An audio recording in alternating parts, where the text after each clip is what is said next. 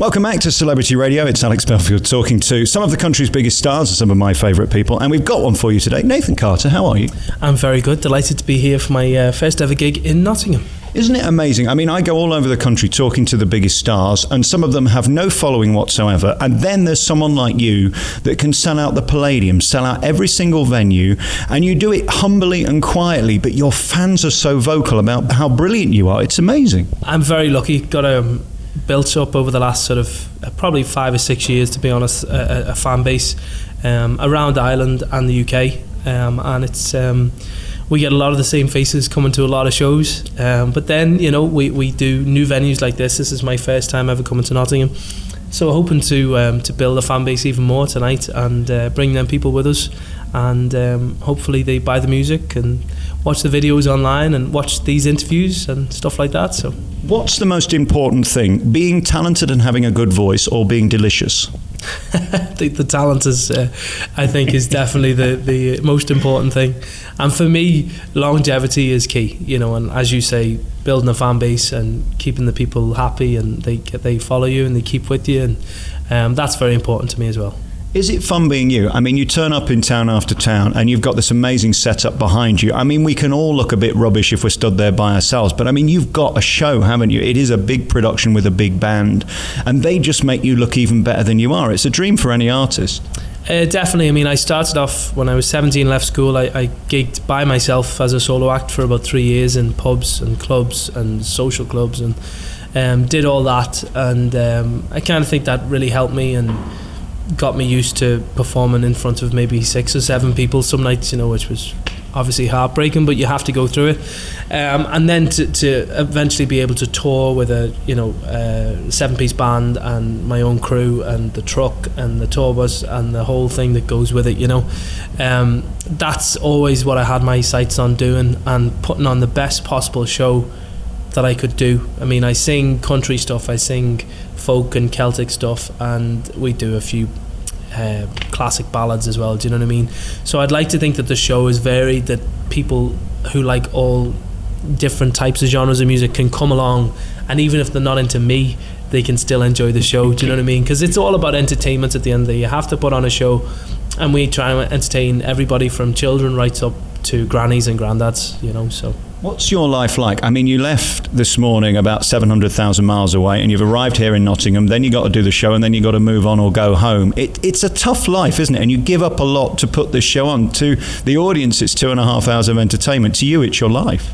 It is, and you've got to be dedicated to it. Yeah, I think you're either born to do this or you're probably not. And I've always thought that I always wanted to do this, and I kind of feel over the last few years that I've sort of moulded my way of living around this. Do you know what I mean? I do this probably 40 to 45 weeks of the year, touring, whether it be in the UK, Ireland, or America, or this year we're going to Germany and France. And I mean, for me, my happiest is when I'm on the road gigging, meeting people and entertaining people. That's what I love to do, and hopefully we'll be doing it for many years to come. When did you know you'd made it and that you could sit back and go, I think people like me now, and if I keep being as dedicated as I have been, they'll keep coming? There is a turning point, isn't there, when you know you've gone from 6 people in a pub to suddenly filling a room? Yeah, I would say so. I mean, I still, in my head, don't think I've properly made it. Do you know what I mean? I've got a lot of territories to break and new places to play, and I'm always trying to come up with new songs that might get more radio play or might attract people online. I mean, social media is huge as well, but I guess once I got to play the likes of last year I played the arenas in Ireland, the 3 arena and the SSE, which they both sold out at like 9,000 people each, and for me that was a turning point of, geez, I never really thought I'd get to that level, playing to that many people, but for me that was a bit of a turning point in the fact that we must be doing something right, do you know what I mean? And if that many people come and see us, there must be a lot of people enjoying the music, which is for me very satisfying. But I'm still always trying to make the show better, and Saturday nights we're playing the Palladlium and it's practically sold out, but I mean, I'll be working after the show tonight to think, what can we do better for Saturday? Do you know what I mean? We need to up it even more, and there's got to be, better solos or a better line, I could say, or let's extend that song to make it better for the audience. So so I think that's a good thing in me as well, to try and I'm never happy with the most results. I always want to improve. I wonder though whether you'll ever achieve ultimate happiness, because you're brilliant, right? Because all these people keep turning up. If you keep bullying yourself after every show that you're not quite good enough, could you end up sort of ultimately disappointed? Yeah, but I think the day I stop trying to improve, the day I should probably give up. So I think it's a good thing to want to do better, and I mean that the people pay a lot of money to come and see the show, and not just on tickets. I mean transport, accommodation, going for food beforehand, maybe a few drinks, hotel, blah blah blah. So I think the people deserve the best possible show that they can get for their money, and value for money is key. Your voice, I mean, it's like silk. It's one of those voices that you just feel immediately comfortable with. I see some artists and I sit there going, is he going to make it? Is she going to make it to the top? You just seem to sound effortless. I guess you were born with that. You can't really be trained to sound that natural.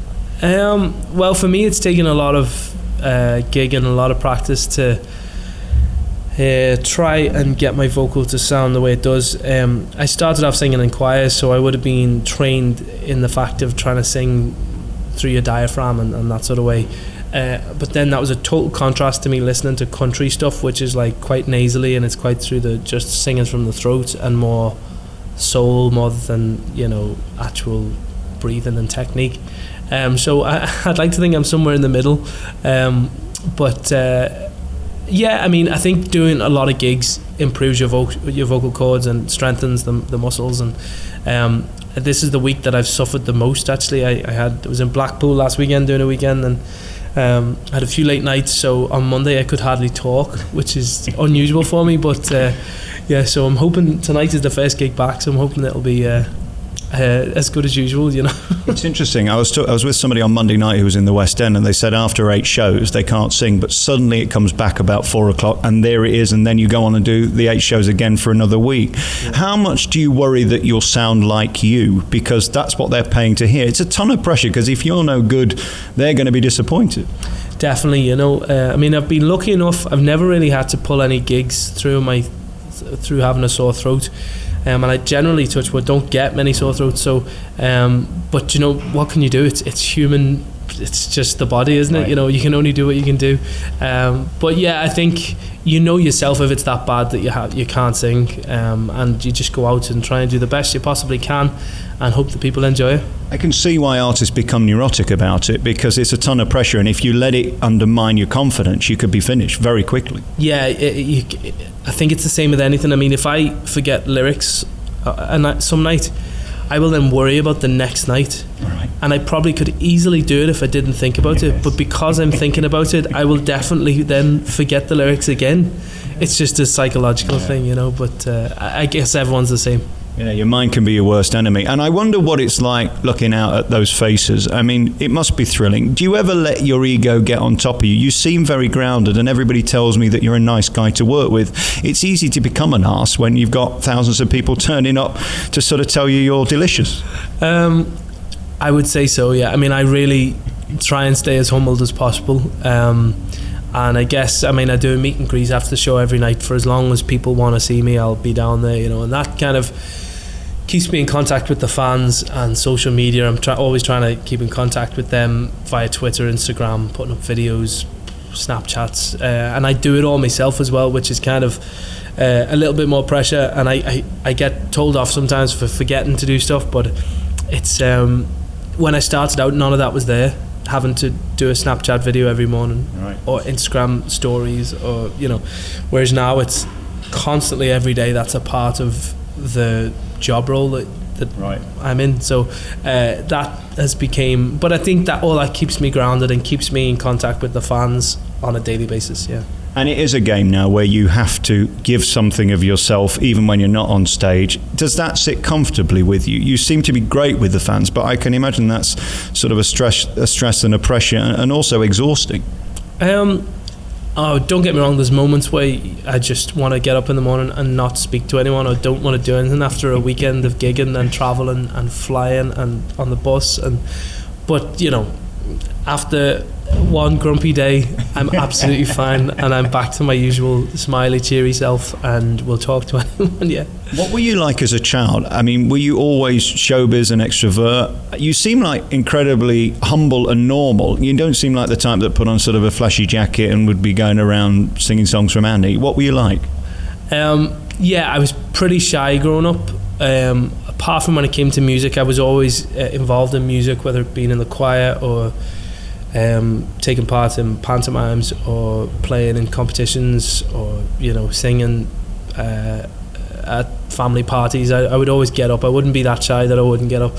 But I don't think I was never interested in the fame aspect of things. I never wanted to be like, you know, we've got the likes of Towie now, and we've got, you know, all that sort of stuff, Big Brother, and I never think I would like to go into them competitions just to be there on TV all the time. I would only do it if it was to benefit my long-term career musically, or to enhance what I started out to do, you know what I mean? So if it was music involved, yes. If it was fame involved, I don't think I was ever interested. It never was something that was always playing on my mind, yeah.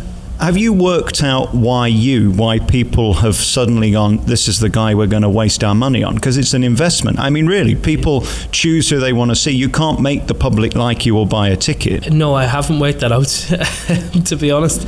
And I don't know when it's going to end. I always keep that in my mind as well. Do you know what I mean? The last couple of years have been fantastic, getting to play arenas, the London Palladlium, the Philharmonic in Liverpool, Bridgewater, Manchester, all these fantastic venues. But I don't know why the people keep coming back. Yeah, I mean, as I say, I try and put on the best possible show. But for me, I don't get like an awful lot of TV exposure in the UK, especially. I mean, I've been on the Lorraine Kelly show, and I was on the BBC show, The One Show, during last summer. But I wouldn't be known in the UK really at all. And for me, whenever that many people turn up to see me, I'm often surprised, thinking, oh, how did they hear about this? Or, you know, where did they... But as you well know, with the power of the internet and social media now, that is a lot to do with, because if someone liked your Facebook page, they now see everything about you, where you are, what you've been doing, what sort of crowd you got in Nottingham last night. Do you know what I mean? So I mean, I guess that is a lot to do with it, but I still don't know why individually people think to come along, you know. It pisses me off slightly you don't get airplay, but then again, does it matter? Because now who's listening to radio? I mean, the times have changed. The days of needing radio, needing TV, you can almost reach more people with YouTube or live than you can on BBC One for some of the shows. It's incredible how it's moving, and it's changing very quickly. Yeah, I've seen it. It's mad that we're here talking about this, because I'd say in 20 years' time it will have changed dramatically again. Do you know what I mean? And I've been here through, when I started out, the only way to get music out to people, to hear music, was via the radio and TV. That was it. Whereas now, as you say, Facebook, live videos, YouTube is the way. I mean, so many stars have been look at Justin Bieber, do you know what I mean? Right. he's the king of putting a video online and building a fan base and a following, and look where he is now. So it's so empowering for an artist as well, because you're literally in control of everything. Not only are you doing your own Instagram, but it's putting you in control of your entire destiny. That's brilliant. Yeah, and I guess I've always been that since I started out. I always wanted to be in control of the business aspect of things, and I wouldn't say I'm a control freak, but I like to know what's happening, right, and where the money's going, and what's happening online, and for example, I want to know how many's in here tonight, and you know, how many did we come up on last time. Now, we've never played here before, but if we had, I would want to know, have we sold more tickets, or what can we do to improve that? Do you know what I mean? Okay, so what happens if you come back to a venue and you've sold one less ticket? Is that ruined your day? It hasn't ruined my day, but I maybe think twice about coming back to that venue. Blame the venue, not you. Might try the next venue down the road and see how we get on then. Yeah. And then we look at the team around you. This costs a fortune. I can't remember seeing a guy with his own truck ever come into Nottingham. Mostly they borrow them and just hire them for a tour. Again, it's extraordinary, the scale. Just tell us how many people are involved and who does what. So I've got seven lads in the band, and we employ 6 crew. all year round to do all the gigs. My nan sells my merchandise. She's downstairs. She travelled on a train from Liverpool this morning. So there's 14 of us in total living on the bus. Now we just rent the bus. It's just a 15 or 16 sleeper bus. We travel around to all the gigs on that while we're in the UK. But I bought the truck a few years ago, which has been, as well as being a method of transport for all the equipment. I own all the PA, the lights, the staging, and the lads own their instruments and they travel around. I bought the truck and it's been a great advertisement as well, because it's got the big name. It's an Arctic truck, so it just attracts attention wherever it goes, you know. So it's been a great help in that fact, because a lot of people, we turn up to these venues in Nottingham, 99% of people out there won't have a clue who I am, so they see the truck and they say, I wonder who this is, you know. So it all helps. And thank you so much to Nottingham City Council, who've put a nice sticker on the front of your lorry for parking there. Yeah, we parked outside the venue to load in, and then we get a parking fine. How nice of them. What a wonderful welcome from Nottingham. Well done, boys. Congratulations. Nothing like a warm welcome, is it? It's not the first time we've had tickets parking outside the venue, but anyway. I guess the irony is it's probably cheaper to pay the ticket than pay parking in most city centres. Exactly, yes. Much cheaper, especially if he's here for the night. Yeah. Brilliant. And then I wonder about what you like doing when you're not doing this, because, I mean, the fans get to see a lot of your life online. Do you keep some stuff still completely private, because you can give too much away sometimes? I do suppose keep a bit private, but I mean, there's like not much left, really, is I'd like to say it's interesting, but it's really not. I mean, generally, if I get a day or two off a week, I'm generally at home washing or ironing or doing usual banking or very boring stuff. And then I would get to go to the cinema. I love watching new films that have came out or whatever. You know, I'll go to the cinema every couple of weeks and see. I'd go twice a week if I could to see some new films, but that's about it. It's not really I don't do like extravagant VIP parties or go, you know, blowing loads of money on anything, so I'm not that, unfortunately, not that interesting.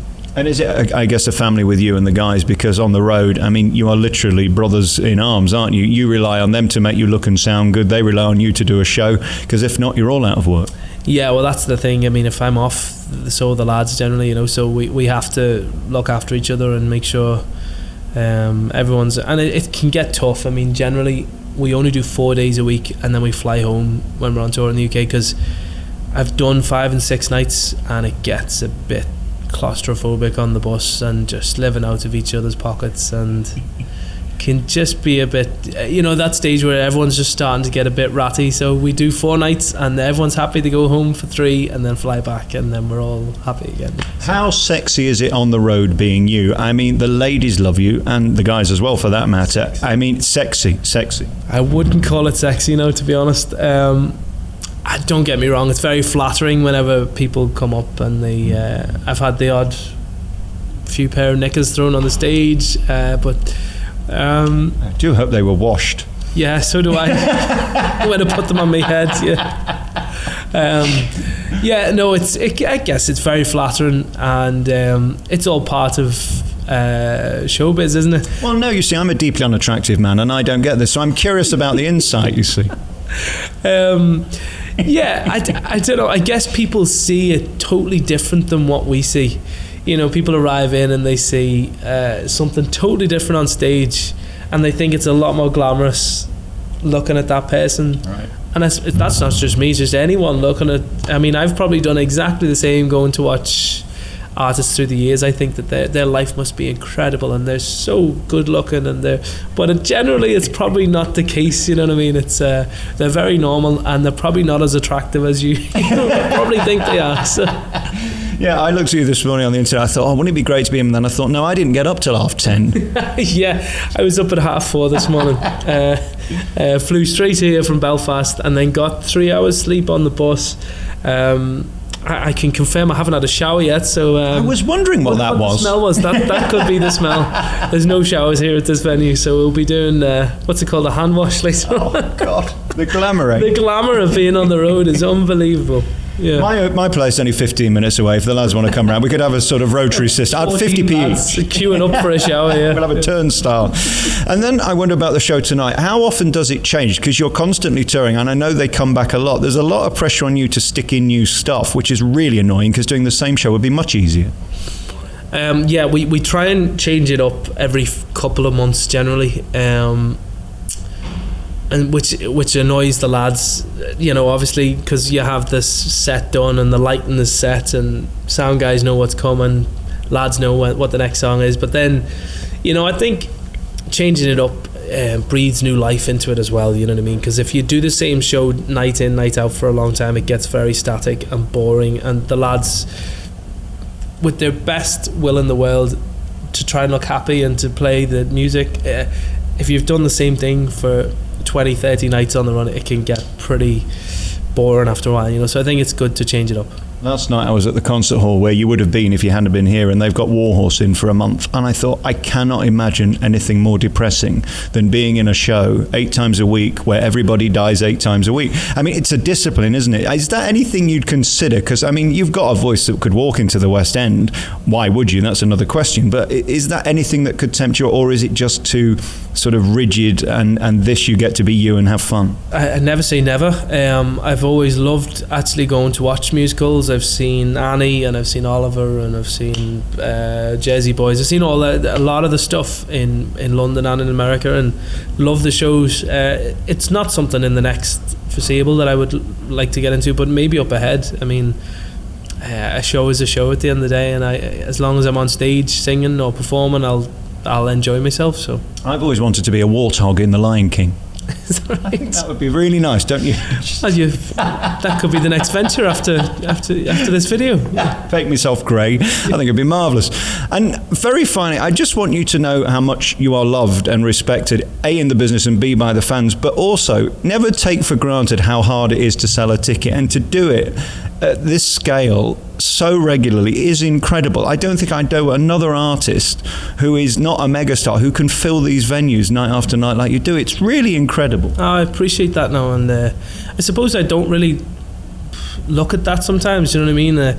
Sometimes I'd be concentrating on trying to get more people in that you don't actually realise, well, there's so many people here anyway that they... You can't get more than full. Yeah, well, this is true, but tonight just isn't full now, but the next couple of nights are. But no, I mean, I'm so grateful to the fans. As I say, the fan base have been great, stuck by me, and they keep coming back, which is amazing. And I've had a great 10 years since I left school, and I just hope the next 10 years are as good. Congratulations on everything. Let's do some plugs. If they want to find out about tour dates, your website? NathanCartermusic.com. Great, you can go there. And when are we going to get a new album? I'm just back from Nashville. I recorded 16 tracks in 3 days, which was pretty tough going. But I'm going to hopefully have a new album out for the summer, and a single will be off that as well. So. You were born to obviously be a big star in America, and with the greatest respect, I think they're more likely to embrace you more widely than we are, because their radio stations love an artist like you. Is it inevitable we'll lose you eventually to the US? I'm definitely going there to try doing some gigs this year. I can never see myself living there or being there most of the time. I still love Ireland and the UK, and for me this is home. So it's so tempting, isn't it? It's so much bigger, and the opportunities are so vast. This is true, and they also have showers in the venues, and they don't give you a parking ticket when you park outside. Welcome to Nottingham. Oh, the shame. You wait till I tell the council. No wonder nobody wants to come here. I'm only joking. No, I'm not. Disgrace. But no, I mean, America might be something up ahead that if it clicks, great. If it doesn't, I'm happy enough anyway, you know. Nathan, thank you so much for your time. Congratulations on everything. You're an amazing artist. I can't wait to see the show tonight, and thank you for coming on and talking to us about your life and career. I know you're going to go on to even bigger things. Well done. Thanks very much. Big hello to everyone at home.